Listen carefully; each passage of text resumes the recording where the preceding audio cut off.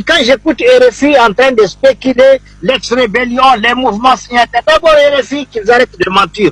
Les mouvements signataires en majorité ne sont pas concernés par ce qui se passe à Kidal.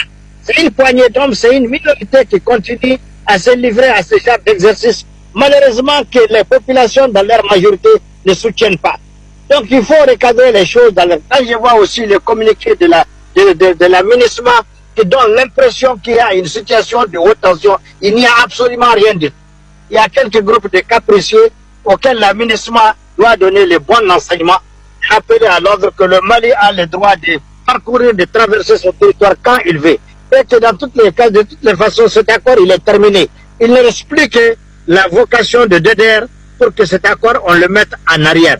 Les réformes institutionnelles sont pratiquement terminées, prévues dans cet accord. Ce qui reste de désarmement, intégration, et c'est là que la MINUSMA doit jouer son rôle, que de continuer à donner l'impression qu'il y a des tensions vives. Il n'y a aucune tension. Il y a un groupe de personnes qui continuent à se faire manipuler par la MINUSMA et d'autres acteurs pour faire des choses. C'est regrettable pour nous en tant que frères, c'est regrettable pour nous en tant qu'acteurs, et c'est regrettable pour la population qui ne se retrouve plus aujourd'hui par rapport à ça, et qui n'est pas d'accord avec cette situation. Maintenant, je l'ai dit, l'armée est dans son rôle. Elle a le droit de survoler Kidal quand elle veut, elle a le droit d'y atterrir quand elle veut, et ce n'est pas contre les populations de Kidal, ce n'est pas contre personne. Elle est dans sa mission régalienne contre le terrorisme et contre